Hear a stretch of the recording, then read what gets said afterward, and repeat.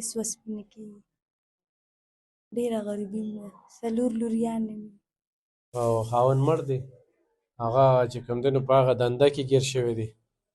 نو تاسو څه داسې وس دسې هم کېږي، مور هم ورسره راغلې ده او انتخابي ضرورتمنده ده.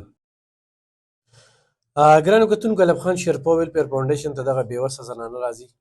دی د خاوند د مرګ سرټیفیکیټ دی او 2 کاله یې د خاوند د مرګ وشو.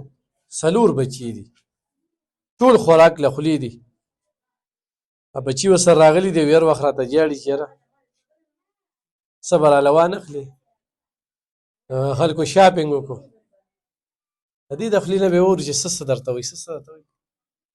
وایي ما له اختر له کپړې واله، جامې واله، پیزار راله واله، بنګړي راله واله، بونیانې راله واله، هېڅ وس پې نه کېږي.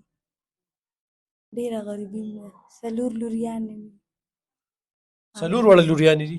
لوریانې مې دي. او د کوم ځای؟ چارسدې. نور ژوند ستا څنګه روان دی؟ هېڅ هم نشته. موبایل نمبر څه شته؟ نه، موبایل نه ساتو. ګرانو کتونکو، دغه زنانه چې دی د خاوند د مرګ سرټیفیکیټ دی، 4 لوریانې دي، یو یې ورور دی، هغه هم په جیل کې دی. نو د ساتنې چې کوم دی هېڅ هم نشته. جیل کې دی که نه؟ جیل کې دی. ملګرو سره ګیر شوی دی. دیره کې ګیر شوی دی. دیره کې ګیر شوی دی. پلار مې پالج والی دی. سعودي عرب کې. او خاوند مړ دی، هغه چې کوم دی نو په هغه دنده کې ګیر شوی دی. نو تاسو څه داسې وس دسې هم کېږي، مور هم ورسره راغلې ده او انتخابي ضرورتمنده ده. نو ایخ په نیغه زمونږ په لار باندې دوی سره مدد کولی شي.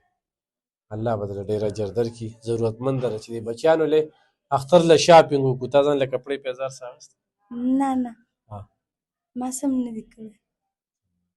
ضرور ورسره مدد وکړئ.